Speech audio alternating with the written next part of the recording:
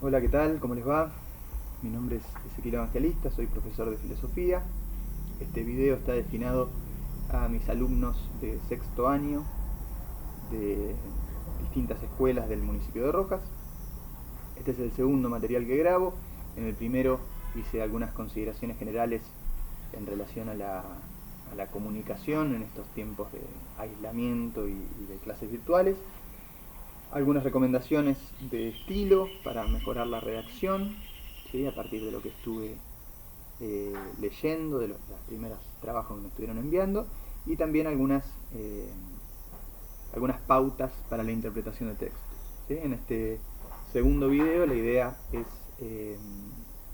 hacer una lectura comentada del primer material que les envié para trabajar, a modo de cierre, digamos, de esta primera tarea y para profundizar algunos aspectos del texto. Vamos a comenzar con una presentación del autor. El primer autor que trabajamos es Voltaire, Jean-Marie Auret, más conocido como Voltaire.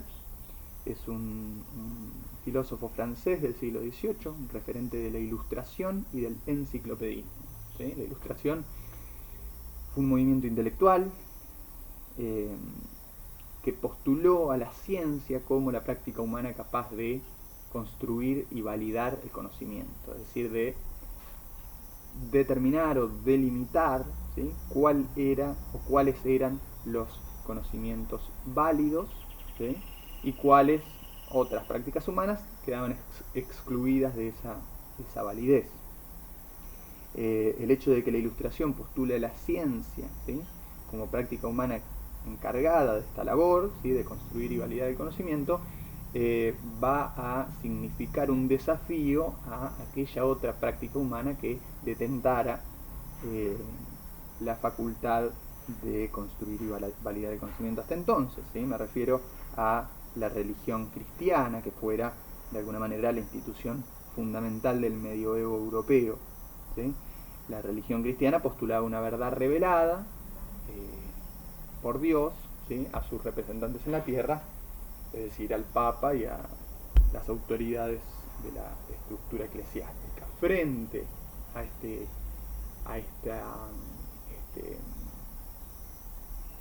este postulado, ¿no? de la iglesia, de la verdad revelada, la Ilustración va a ser el movimiento intelectual que va a venir a contraponer una verdad descubierta, ¿no? por la ciencia. Este va a ser el lenguaje de la época. El enciclopedismo es parte de este proyecto ilustrado y consiste justamente en compilar, en hacer un compendio del conocimiento disponible en la época desde la óptica científica. Son los primeros diccionarios, las primeras enciclopedias que, como verán entonces, son un invento bastante reciente contra lo que solemos pensar. Bueno, el texto más conocido de Voltaire, del autor que vamos a trabajar, es posiblemente este. Es una novela que se llama Cándido o el optimismo. Es una novela corta, muy linda, muy recomendable para este tiempo, ¿no? Si no tienen que leer, se los recomiendo mucho. Se consigue digitalmente, si no puedo pasárselos. Es una novela, ¿no? Es una ficción en la cual Voltaire presenta un personaje, ¿no? que se llama justamente Cándido. Si ustedes buscan la palabra Cándido en internet, si la googlean o la buscan en un diccionario, van a encontrar que es un sinónimo de optimista, ¿no? que es una persona optimista. Es una persona que siempre diríamos le ve el lado bueno a las cosas, ¿no? eh, que siempre ve las cosas en positivo, ¿no? Una persona con empuje, diríamos. Pero acá lo que está haciendo Voltaire en esta novela no es decirnos justamente que tenemos que ser optimistas, no es proponernos el optimismo como una forma de vida, sino más bien lo que va a hacer él es criticar, ¿sí? reírse, burlarse del optimismo radical. ¿Qué sería el optimismo radical? Un optimismo que, que en el fondo es un conformismo, ¿no? En esto va a estar discutiendo con otro autor de la época, ¿sí? Que es Gottlob Leibniz, ¿sí? Que en este texto, el discurso de metafísica, plantea algo como lo siguiente. Dice Leibniz: vivimos en el mejor de los mundos posibles, ¿no? Leibniz es un filósofo cristiano, y justamente tiene una concepción del mundo, ¿sí? Entendido como una creación de un Dios poderoso, omnipotente, omnipresente, benévolo, ¿no? Y entonces Leibniz piensa que ese Dios, ¿no?, ha creado el mejor de los mundos posibles. Entonces, todo mal, ¿no?, toda desgracia, toda tragedia que suceda, tiene su lugar en el plan divino, justamente porque redunda en un bien mayor, ¿no? El plan divino en su totalidad es un plan bueno, benévolo, ¿sí? Porque emana justamente de un creador benévolo, pero sin embargo nosotros, ¿sí?, no vemos el plan divino en su totalidad. Entonces podemos confundirnos y pensar que no podría ser un Dios benévolo el que, ¿no?, haya creado las condiciones para el desarrollo de una tragedia, supongamos una guerra, ¿no? O podríamos pensar también la pandemia actual, ¿no? Cómo un Dios benévolo es capaz de generar un mundo en el cual suceda algo tan dramático como esto. Bien, Leibniz nos diría, bueno, vivimos en el mejor de los mundos posibles, ¿sí? Todo mal redunda en un bien mayor. Lo que pasa es que nosotros no tenemos la perspectiva total, no podemos ver el plan divino en su totalidad. Voltaire, les decía, se va a reír, se va a burlar, va a criticar desde la literatura y desde la parodia esta posición filosófica, ¿no? Entonces, vamos a comenzar a leer el texto que les mandé. Es la historia de un buen brahmin, es un cuento donde va a reaparecer esta discusión que, como les decía, Leibniz, que Voltaire va a tener con Leibniz, ¿no?, y con la tradición, podríamos decir, filosófica cristiana, ¿no? Un poco les contaba de este debate, ¿no?, como para poner en contexto el cuento, ¿no?, para que vean que el cuento es una manifestación más de una disputa interpretativa que se da en la época, ¿sí?, entre, podríamos decir, la religión cristiana y la ciencia moderna. Ya vamos a retomar este tema más adelante. El cuento que vamos a leer, les decía, se llama Historia de un buen brahmin, y me interesa verlo ahora porque estamos en nuestra primera unidad, ¿no?, que se llama, no muy originalmente, ¿qué es la filosofía? Y me gusta este cuento porque nos va a servir para justamente presentar algunos de los grandes problemas o algunas de las grandes preguntas, ¿sí?, de la filosofía, algunos de los grandes temas. Bien, algunas aclaraciones antes de leer. Un pequeño diccionario. Historia de un buen brahmin se llama el cuento. Bueno, un brahmin es una autoridad religiosa, ¿sí?, del hinduismo, de una religión que se practica en el Lejano Oriente, en el llamado Lejano Oriente, particularmente o fundamentalmente en la India, ¿no? Entonces un brahmin ocupa el lugar de lo que en esta parte del mundo, ¿no?, en el cristianismo, que es la religión que más conocemos, que más se practica en esta parte del mundo, ocuparía el lugar entonces el brahmin de un cura, un sacerdote, ¿sí?, o un pastor. Algunas otras palabritas que vale la pena aclarar. Brahma y Vishnu son dos deidades, justamente, dos dioses, por decirlo de alguna manera, del hinduismo. Y finalmente el Ganges. El Ganges es un río, ¿sí?, pero es un río sagrado. Entonces, ir a lavarse, ¿sí?, al Ganges no es simplemente una labor de satisfacción de las necesidades básicas, ¿no?, de bañarse, supongamos, o de tener agua para beber, sino que implica también un ritual religioso, ¿sí? En esta parte del mundo diríamos ir a misa o no sé, comer la hostia o la Santa Cena. Bueno, hechas estas aclaraciones, vamos a comenzar a leer. Me gustaría leer y analizar párrafo por párrafo, pero a los efectos de que el video no se haga tan largo, se me ocurrió la siguiente dinámica. Voy a dividir la lectura en 3 partes, ¿sí? Voy a leer, ¿sí?, cada una de ellas y a continuación analizarla. Entonces le he puesto como un pequeño subtítulo a cada parte. La primera se llama presentación de los personajes, la segunda grandes preguntas o problemas de la filosofía y la tercera tensión fundamental del texto y final aporético. Vamos con la primera entonces, presentación de los personajes. Dice Voltaire en su cuento Historia de un buen bramín: en el curso de mis viajes tropecé con un viejo bramín, hombre de muy buen juicio, lleno de ingenio y muy sabio. Además era rico y por lo tanto su genio era aún mejor, pues al no carecer de nada no tenía necesidad de engañar a nadie. Su familia estaba muy bien gobernada por 3 hermosas mujeres que se esforzaban por complacerlo, y cuando no se distraía con mujeres se ocupaba de filosofar. Cerca de su casa, que era bella, bien adornada y rodeada de jardines encantadores, vivía una vieja india, beata, imbécil y bastante pobre. Vamos hasta ahí. Bien, primera recomendación, ¿sí?, y que ya y retomo algo que ya dije en el video anterior. Es importante distinguir las voces, ¿sí? A la hora de interpretar un texto, distinguir cuántas voces hay, cuántos puntos de vista, en este caso, ¿no?, estamos hablando de un cuento, cuántos personajes. Entonces, primero que nada, distinguir que hay un relator, ¿sí?, que podemos pensar que es Voltaire o algún personaje que Voltaire crea, ¿sí?, sobre el que no dice mucho, ¿sí?, salvo esto, que es un viajero, una persona que ha viajado y que en el curso de sus viajes se cruza con lo que van a ser los 2 personajes principales del cuento, ¿sí? El bramín, ¿sí?, esta autoridad religiosa del hinduismo, y la vieja, ¿sí?, su vecina.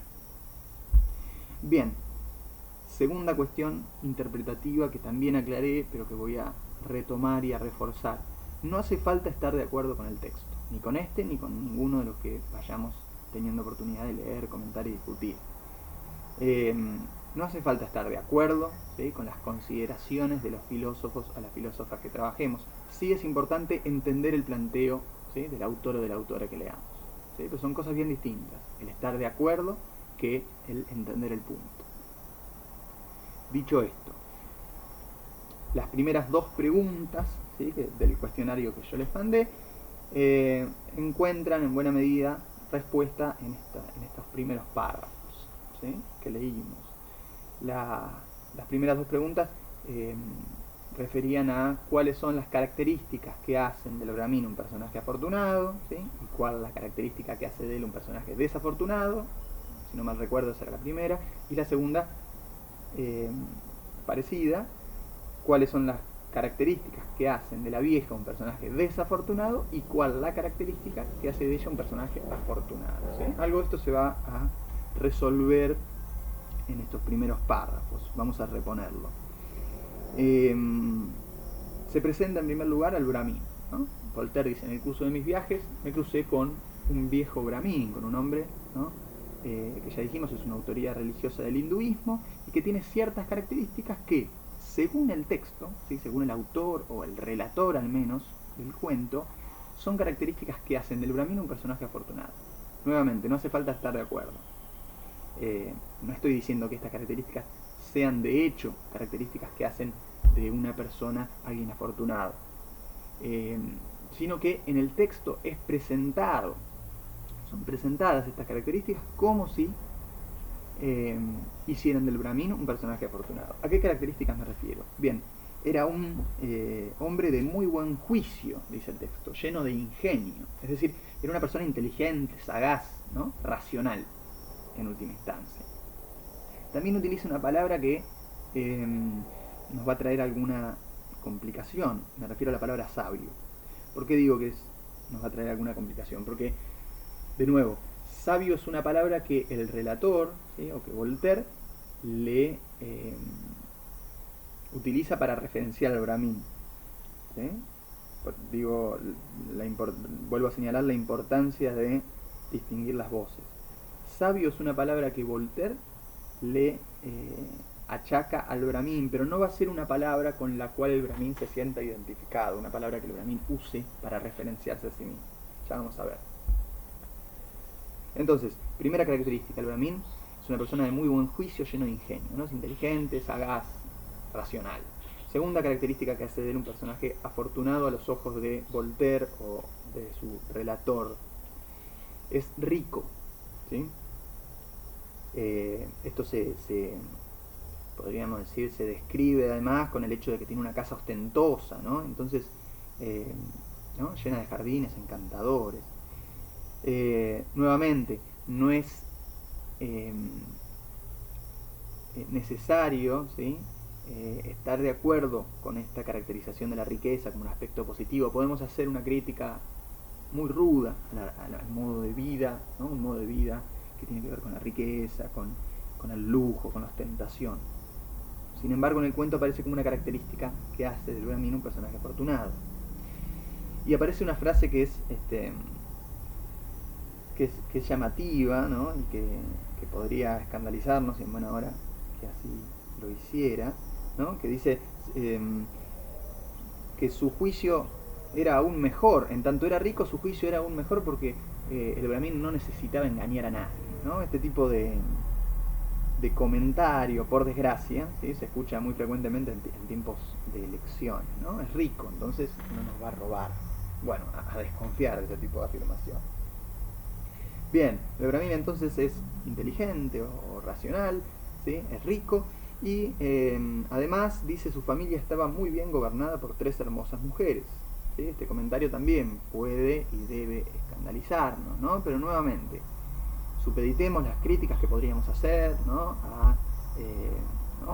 O los comentarios que podríamos hacer respecto de la poligamia, ¿no? O del patriarcado o de las relaciones de poder que podemos vislumbrar en esta composición familiar, por decirlo de alguna manera. Supeditémoslo a esta ficción que quiere llevarnos a pensar otra cosa, no estrictamente este tema. Nuevamente, no estoy diciendo que estas características sean características que hacen afortunado al personaje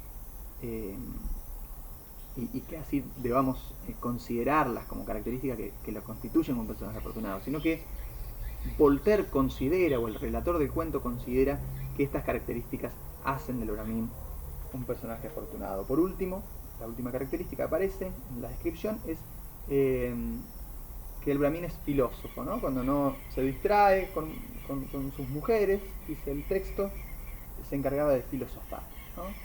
Entonces, racional, ¿sí? Inteligente, sagaz, rico, acompañado por 3 hermosas mujeres y filósofo. Esas serían entonces las características que según el texto hacen del Brahmin un personaje afortunado. Su vecina, ¿no? Es el otro personaje, la vieja india, ¿sí? Es caracterizada, vamos a ver, de manera contrapuntística, ¿no? Con características que hacen de ella un personaje desafortunado a los ojos del escritor o del relator, ¿no? Primera característica, es ingenua, o el texto dice imbécil, una palabra muy fuerte, más adelante va a decir autómata, ¿no? Como que no piensa, es casi algo automático, ¿sí? Funciona como un mecanismo, ¿sí? En el cual uno toca un botón y entonces se sucede tal movimiento, no hay ningún proceso de decisión, ninguna elección, ¿sí? En su manera de proceder. Vive de manera autómata, automática, imbécil, ingenua. Bien, esta característica podemos contraponerla inmediatamente a la característica, ¿sí? De la inteligencia, el buen juicio del Brahmin. Entonces vemos cómo una característica que hace del Brahmin un personaje afortunado, ¿sí? Es la inversa a la que hace de la vieja un personaje desafortunado. En segundo lugar, dice que la vieja es pobre, ¿no? Entonces la pobreza de la vieja nuevamente se contrapondría a la riqueza del Brahmin. Sería la pobreza vista a los ojos de Voltaire una característica que hace desafortunada, ¿sí? A la vieja. En tercer lugar, decir que el texto no refiere, no dice nada sobre la familia de la vieja, por lo cual podemos suponer que estaba sola, ¿sí? Que era un personaje solitario.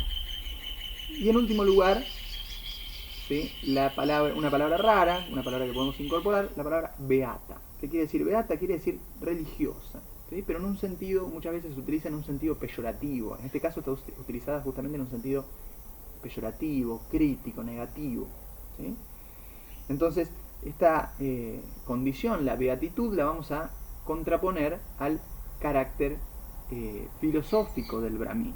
Ya vamos a ver entonces que esta contraposición entre la actitud filosófica, asociado a algo de la índole racional y cientificista, ¿sí?, contrapuesto a la beatitud, a la actitud religiosa, ¿sí?, va a ser, podríamos decir, un corolario de esta de esta disputa interpretativa que yo les contaba se estaba dando en la época entre la ilustración francesa fundamentalmente y la religiosidad cristiana. Bien, entonces, hasta acá las características que hacen del Brahmin un personaje afortunado y las características que hacen de la vieja un personaje desafortunado. La palabra India, que tristemente puede sonar en esta parte del mundo una palabra peyorativa, o al menos muchas veces es utilizada en este sentido, ¿no?, por una concepción eurocéntrica y blanca, ¿no?, de la superioridad blanca que está muy difundida, ¿no?, y en el sentido común argentino, ¿no? Entonces lo indio, en el sentido de lo indígena, lo originario, es criticado, es disvalorado, ¿no? En este caso, en cambio, India es el gentilicio de una persona que vive en la India. Entonces, decir vieja India no tiene ninguna carga peyorativa, ¿sí? Bien, vamos entonces a pasar a la segunda sección. La segunda sección se llama Grandes preguntas o problemas de la filosofía, y yo les pedía que retomen este punto en la pregunta 3, ¿no? Vamos a leer el segundo fragmento del cuento. Cierto día el Brahmin me dijo: quisiera no haber nacido. Le pregunté por qué. Me respondió: hace 40 años que estudio y son 40 años perdidos. Enseño a los demás y yo lo ignoro todo. Esta situación hace que mi alma se sienta tan humillada y asqueada que la vida me resulta insoportable.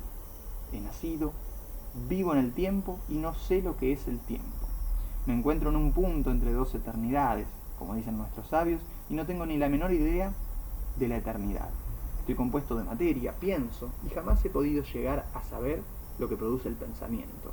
Ignoro si mi entendimiento es en mí una simple facultad como la de andar o la de digerir, y si pienso con mi cabeza como cojo las cosas con mis manos. No solamente me he desconocido el principio de mi pensamiento, sino que incluso el principio de mis movimientos me es igualmente ignorado. No sé por qué existo. Sin embargo, todos los días me hacen preguntas acerca de todos estos mundos, y hay que responderlas. No tengo nada interesante que decir, hablo mucho, y después de haber hablado me quedo confuso y avergonzado de mí mismo. Lo peor es cuando me preguntan si Brahma fue producido por Vishnu o si los dos son eternos. Dios es testigo que no sé ni una palabra de todo eso, y bien que se ve por mis respuestas. Ah, reverendo padre, me dicen, explícanos cómo el mal inunda toda la tierra. Mi ignorancia es igual a la de los que me formulan esta pregunta. A veces les digo que todo en el mundo va del mejor modo posible, pero los que se han arruinado o han sido mutilados en la guerra no me creen, y yo tampoco me lo creo. Me retiro a mi casa abrumado por mi curiosidad y mi ignorancia. Leo antiguos libros y ellos espesan todavía más mis tinieblas. Hablo con mis compañeros, los unos me dicen que hay que gozar de la vida y burlarse de los hombres, los otros creen saber algo y se pierden en ideas extravagantes. Todo aumenta el sentimiento doloroso que experimento. A veces estoy a punto de caer en la desesperación cuando pienso que, después de tanto estudiar, no sé ni de dónde vengo, ni lo que soy, ni a dónde iré, ni lo que será de mí. Bien, vamos hasta acá. Una nueva aclaración. Acá aparecen líneas de diálogo, ¿no?, y comillas. Y son, podríamos decir, recursos, ¿no?, que tiene nuestro lenguaje para justamente cambiar el relator, en este caso. Entonces esto puede haber generado la equivocación en algunos de sus trabajos, ¿no?, de confundir al relator, ¿sí?, o a Voltaire con el personaje del Brahmin. Es que justamente el Brahmin en un momento determinado del cuento toma la palabra, ¿no?, pero tanto al comienzo como en lo que nos resta leer, ¿sí?, la primera persona es del relator, ¿sí?, del cuento, de este viajero que se cruza con el Brahmin y le hace estas preguntas. Bien. Bueno, la sección que acabamos de leer comienza con una frase muy dramática, ¿no? La frase es: quisiera no haber nacido. Y es una frase eh, incluso más dramática que yo diría que la frase suicida, ¿no? Porque la frase suicida diría, por ejemplo, me quiero matar, ¿no? Muchas veces utilizamos esta frase en un sentido muy metafórico, ¿no? En un sentido muy ligero, me quiero matar, no sé, perdí a mi equipo de fútbol, por decir algo. Pero también a veces es dicha en serio, ¿no? Mucha gente llega a pensar algo tan dramático como me quiero matar.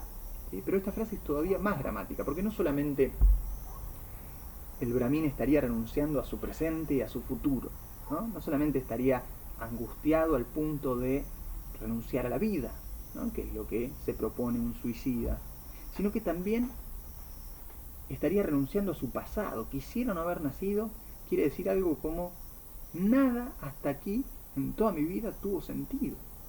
¿Sí? Entonces, esta frase es testimonio de la característica entonces que hace del Brahmin un personaje desafortunado. Hasta acá habíamos recuperado las características que hacían de él un personaje afortunado, y ahora vemos que esta última característica, el hecho de ser infeliz, ¿sí? Arruina todo lo demás. ¿Sí? Es una característica desfavorable que lo arruina todo. ¿Sí? Ninguna de las características que habíamos dicho hasta ahora, ¿no? Su ingenio, su riqueza, su compañía, ¿sí?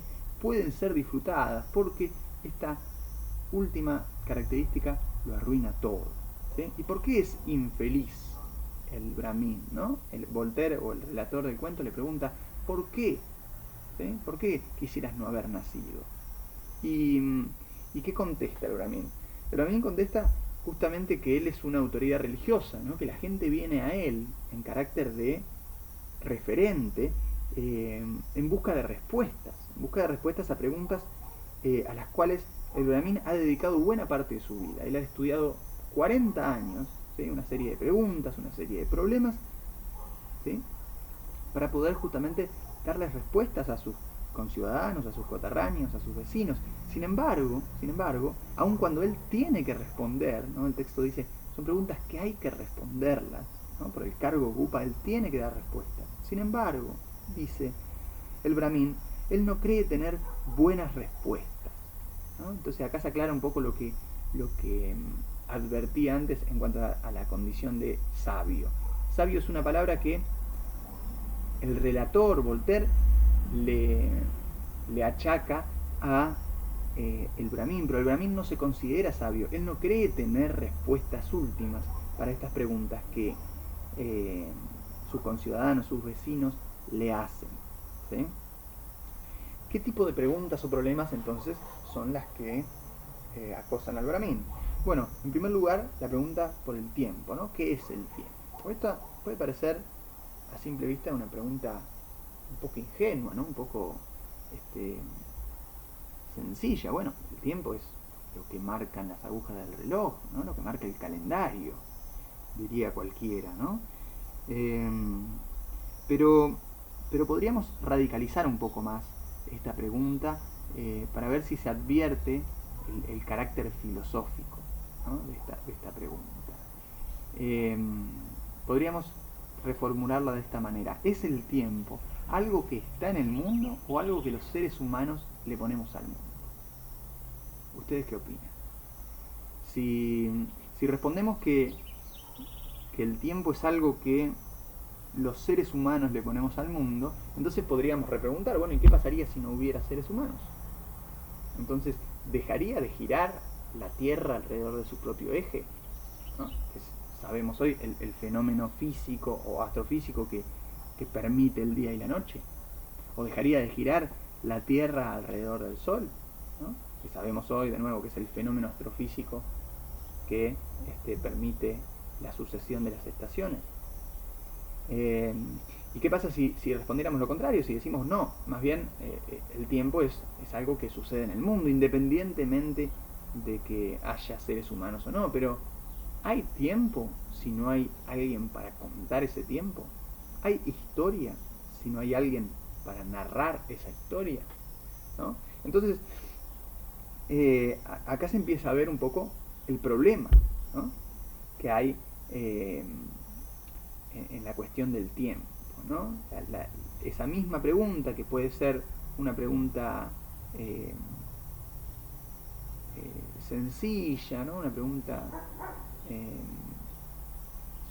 ingenuamente puede parecer una pregunta sencilla, esto quiere decir, sin embargo, es una pregunta muy compleja, ¿no?, una pregunta para la cual nos cuesta dar una respuesta que nos satisfaga. Emparentado con este primer tema, aparece el tema de la eternidad. ¿Qué sería la eternidad?, ¿no? Otra pregunta que le hacen al Brahmin: ¿qué es la eternidad? Bueno, podríamos decir que la eternidad es un no tiempo, ¿sí? Sería la negación del tiempo en algún sentido.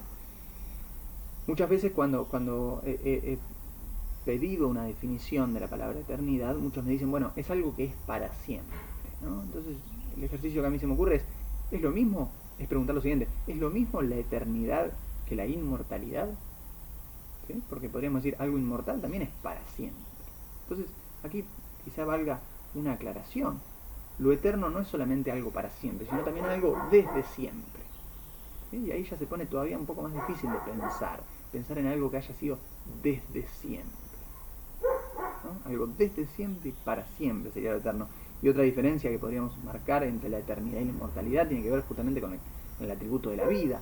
Podemos imaginar algo que sea eterno, pero que no tenga el atributo de la vida, ¿no? Quizás, no sé, podríamos postular la materia. Habrá quienes piensen o quienes hayan pensado en su momento que la materia era algo, ¿sí?, eterno, pero que sin embargo no tenía necesariamente el atributo de la vida, ¿sí? Lo inmortal no solamente es para siempre, sino que justamente ese para siempre consiste en no morir, ¿sí? Por lo tanto, en el de portar el atributo de la vida, ¿no? Entonces, en este juego que podemos hacer con las palabras, en este caso con eternidad e inmortalidad, lo que estamos haciendo justamente es advertir la complejidad de la realidad, ¿sí?, y del lenguaje que nosotros utilizamos y modificamos y construimos para dar cuenta de esa realidad, para conocer esa realidad. Algunos otros problemas que aparecen relevados en el texto, algunas otras preguntas que le hacen al Brahmin y para las cuales él no cree tener respuestas últimas. El tema del pensamiento y la materia, ¿no? Cómo se relacionan pensamiento y materia. En términos más clásicos podríamos reformular esto como la relación entre el alma y el cuerpo, ¿no? ¿Cuál es la relación entre mi alma y mi cuerpo? ¿Qué soy yo más genuinamente, alma o cuerpo, ¿no? Nuestro profesor de filosofía, Juan Carlos Llauradó, solía preguntar esto de la siguiente manera: ¿vos sos o tenés un cuerpo? Bueno, es otro tema fundamental, ¿no? La antropología filosófica se encarga de esto. Bien, avanza el texto, dice: lo peor, dice el Brahmin, es cuando me preguntan si Brahma fue producido por Vishnu o si ambos son eternos. Esta frase, que puede parecer enigmática, podemos traducirla a palabras que nos resulten más familiares. Seamos cristianos o no, conocemos seguramente en esta parte del mundo algunos de los debates teológicos del cristianismo. Podemos hacer la transposición, ¿no? Fíjense, si cambio algunos nombres, cómo la frase resulta más inteligible. Lo peor es cuando me preguntan si Jesús fue producido por Dios o si ambos son eternos, ¿no? Bien, lo que está tratándose en este pasaje del cuento es el tema de lo divino, lo sagrado o lo sobrenatural, ¿sí?, que por supuesto es también un ámbito de la realidad por el cual la filosofía se ha preguntado y se pregunta, ¿no? La pregunta entonces por lo divino, lo sagrado o lo sobrenatural. Emparentado con este tema aparece el siguiente tema, y es algo de lo que ya estuvimos hablando, ¿sí?, al principio de este video. Dice, le dicen, ¿no?, los vecinos al Brahmin: explícanos cómo el mal inunda toda la tierra, el tema del mal, ¿no? No solamente el mal humano, el mal producido por los hombres, producido por nosotros, supongamos una guerra, sino también aquellos otros fenómenos que no dependen del accionar humano, si es que existe tal cosa, ¿no? Para este tiempo. Imaginemos un terremoto, imaginemos el caso de que un terremoto no tenga que ver con el accionar antiecológico del ser humano, ¿no? Habrá algún caso, algún terremoto que no dependa de la agencia del ser humano. Bueno, en tanto se cobre vidas humanas, podemos considerar que hay ahí un mal. Entonces, de nuevo, no solamente el mal entendido en términos éticos, en términos de cómo nos relacionamos entre nosotros, sino también el mal en el sentido, ¿sí?, ontológico, decimos en filosofía. El mal en el marco, ¿sí?, de un orden de la realidad, ¿no? Si pensamos como Leibniz, ¿sí?, el autor con el cual polemiza Voltaire, si pensamos desde una óptica cristiana que hay un plan divino, entonces vamos a pensar que todo mal, ¿sí?, que toda desgracia, que toda tragedia es parte de ese plan divino, justamente en la medida en que redunda en un bien mayor, en un bien superior, ¿sí? No hay mal que por bien no venga, solemos escuchar en el sentido común, ¿sí?, como una especie de paráfrasis de esta concepción filosófica. Bien, este tema también entonces es un tema filosófico, el tema del mal, ¿sí?, muy emparentado con cuestiones religiosas, pero de nuevo, si la pregunta por lo divino, lo sagrado, lo sobrenatural es potestad de la filosofía, ¿sí?, además de las religiones, entonces también el tema del mal, que es una especie de corolario, ¿sí?, de estas concepciones religiosas, es también un tema por el cual la filosofía se pregunta. Sobre el final del fragmento que leímos, el Brahmin acude a distintas fuentes para tratar de encontrar respuestas a estas preguntas. Ha estudiado 40 años, pero no le resulta suficiente. Entonces vuelve a revisar, dice, los antiguos libros, y ellos espesan todavía más mis tinieblas. En lugar de darles soluciones, ¿sí?, lo hacen perderse más. No sabe, ¿sí?, no encuentra el rumbo para justamente satisfacer estas preguntas que lo aquejan, ¿sí? Además de los antiguos libros, consulta a sus compañeros, y sus compañeros tampoco le dan respuestas que lo satisfagan. Entonces yo creo que el tema acá de los antiguos libros y de los compañeros, ¿sí?, el de relacionarnos con los demás, sea con los vivos o sea con los muertos, es una manera de traer al cuento otra de las grandes cuestiones de la filosofía, que es justamente la cuestión ética, ¿sí?, la cuestión de cómo nos relacionamos con los demás, cómo actuar, cómo vivir una vida buena.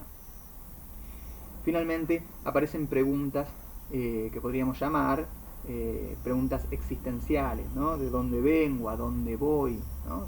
Pueden haber escuchado también la pregunta por el sentido de la vida. ¿Cuál es el sentido de la vida? ¿No? Nuevamente, si hay un orden, ¿sí?, de la realidad, y hay entonces una función para mi vida en ese orden, el asunto sería descubrir cuál es esa función. Esa sería un poco la búsqueda, ¿sí?, que intentan aquellos que se hacen una pregunta como ¿cuál es el sentido de mi vida?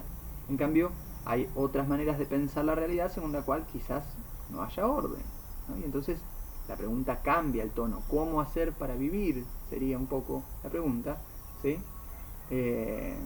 ¿Cómo hacer para darle sentido a una vida, ¿sí?, que no lo tiene, ¿sí?, que no lo tiene de por sí? Bien, entonces,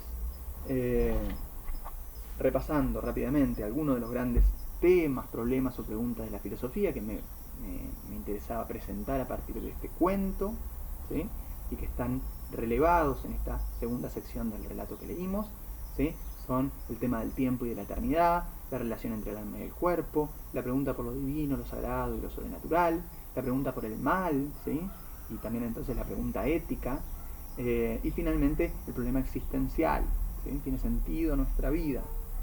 Bien, estos son algunos, no todos por supuesto, pero algunos de los grandes temas, las grandes preguntas por las cuales se ha interesado la filosofía. Algunas de ellas vamos a retomar, ¿sí?, y revisitar a lo largo de la materia. Vamos hacia la tercera y última sección del cuento, yo la he titulado Tensión fundamental y final aporético. Dice Voltaire: el estado de este buen hombre, del Brahmin, me causó verdadera pena. Nadie era más razonable ni más sincero que él. Comprendí que cuantos más conocimientos tenía en su cabeza y más sensibilidad en su corazón, más desgraciado era. Aquel mismo día vi a la vieja que vivía cerca de su casa. Le pregunté si alguna vez se había sentido afligida por no saber cómo estaba hecha su alma. Ella ni siquiera comprendió mi pregunta. En toda su vida nunca había reflexionado ni un momento acerca de una sola de las cuestiones que torturaban al Brahmin. Creía con toda su alma en las metamorfosis de Vishnu, y con tal de poder tener de vez en cuando agua del Ganges para lavarse, se consideraba la más feliz de las mujeres. Impresionado por la dicha de aquella pobre mujer, volví a visitar a mi filósofo y le dije: ¿no le avergüenza ser desgraciado cuando a su puerta hay una vieja autómata que no piensa en nada y que vive contenta? Tiene usted razón, me respondió el Brahmin. 100 veces me tengo dicho que yo sería feliz si fuese tan necio como mi vecina. Sin embargo, no quisiera semejante felicidad. Esta respuesta de mi Brahmin me produjo mayor impresión que todo lo demás. Me examiné a mí mismo y vi que, en efecto, no quisiera ser feliz a condición de ser imbécil. Propuse el dilema a unos filósofos que fueron de mi misma opinión. Y no obstante, decía yo, hay una escandalosa contradicción en esta manera de pensar. Porque, al fin y al cabo, ¿de qué se trata? De ser feliz. ¿Qué importa tener talento o ser necio? Todavía hay más. Los que están satisfechos de cómo son, están muy seguros de estar satisfechos.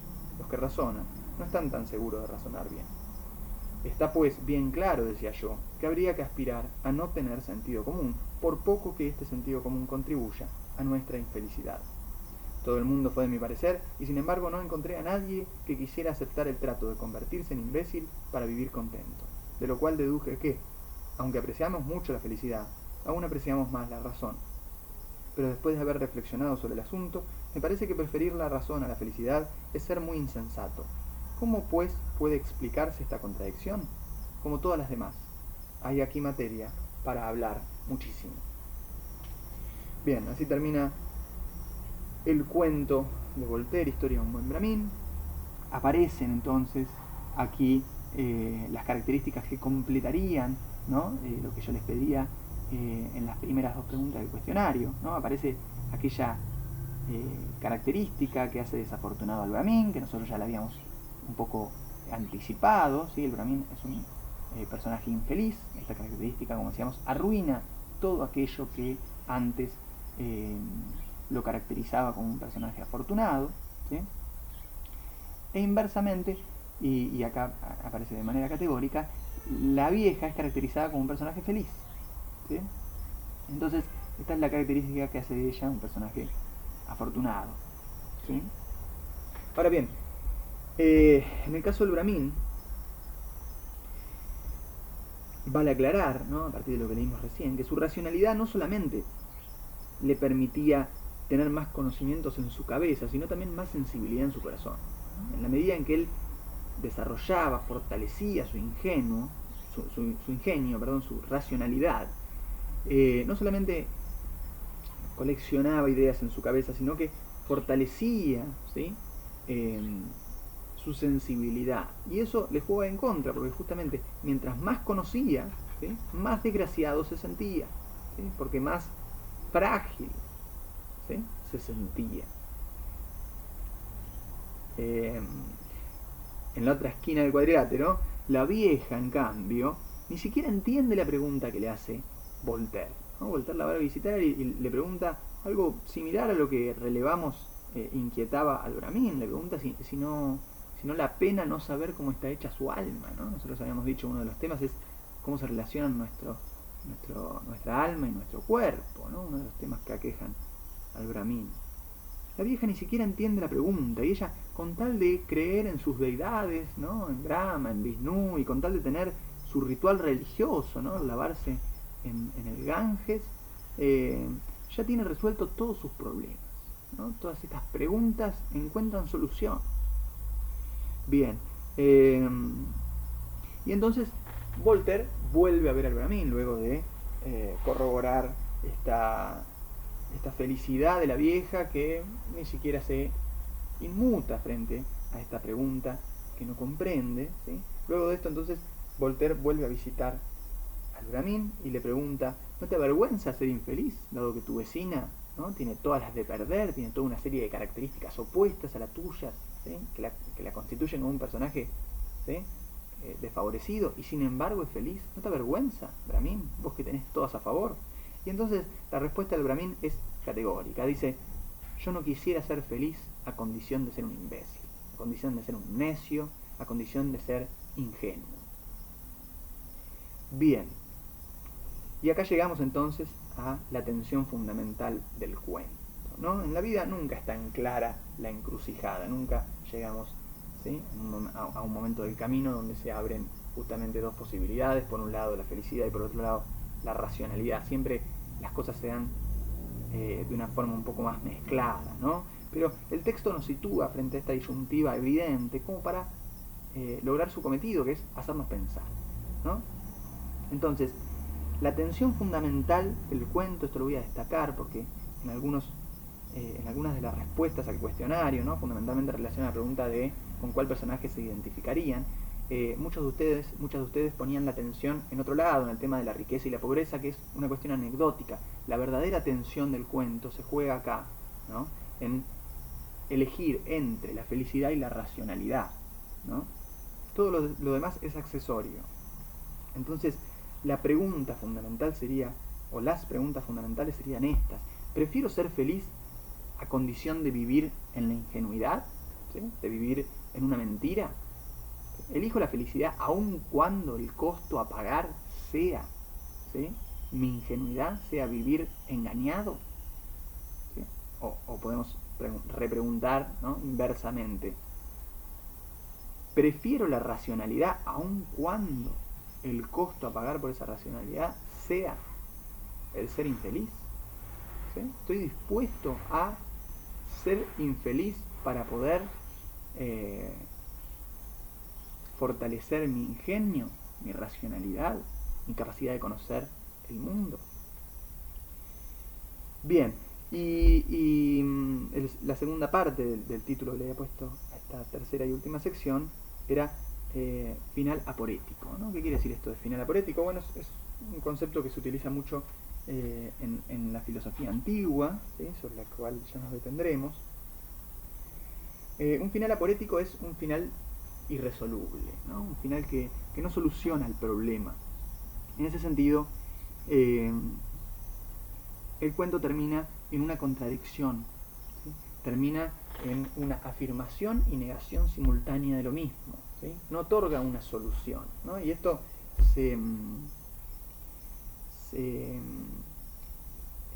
yo tenía la intención de que ustedes pudieran advertirlo en la última pregunta del cuestionario, ¿no? La última pregunta del cuestionario apuntaba justamente a esto. El cuento no es solamente filosófico desde el contenido, no es solamente filosófico porque releva algunos de los grandes problemas, algunas de las grandes preguntas de la filosofía, sino que su propia estructura es filosófica, y esto se hace particularmente evidente en el final. El final del cuento no soluciona la principal tensión, ¿sí?, no nos dice qué es mejor elegir, si la felicidad o la racionalidad, sino que lo deja planteado como un problema para que nosotros hagamos el ejercicio filosófico de pensar por nosotros mismos, ¿sí? ¿De qué se trata? Dice Voltaire, dice el relator, de ser feliz. ¿De qué se trata la vida? De ser feliz. Parecería que hay que elegir la felicidad, ¿sí? Y entonces esta reflexión lo conduce, ¿sí?, a la siguiente contradicción. Lo más racional, ¿sí?, lo más inteligente que podríamos hacer es elegir la felicidad por sobre la racionalidad, ¿sí? Es decir, lo más racional que podemos hacer es no elegir la racionalidad. Lo voy a decir de una manera más contundente. Lo más racional que podemos hacer es ser irracionales, ¿sí? Está afirmando y negando simultáneamente lo mismo Voltaire sobre el final del cuento. Entonces dice, acá hay una contradicción, acá hay un callejón sin salida, ¿no? Tenemos que seguir pensando, ¿no? El cuento termina con esta idea de ¿cómo se soluciona esto? Bueno, hay acá materia para hablar muchísimo. Bien, Bueno, vamos a dejar acá. En el próximo video la idea sería hacer un comentario a los trabajos que me enviaron o que me están enviando respecto de la tarea número 2, en la cual ustedes tenían que trabajar con videos de la serie documental Bailando en el Abismo. Así que bueno, espero que haya sido de utilidad. Cuídense, quédense en casa y que no se les amontone la tarea. Un abrazo.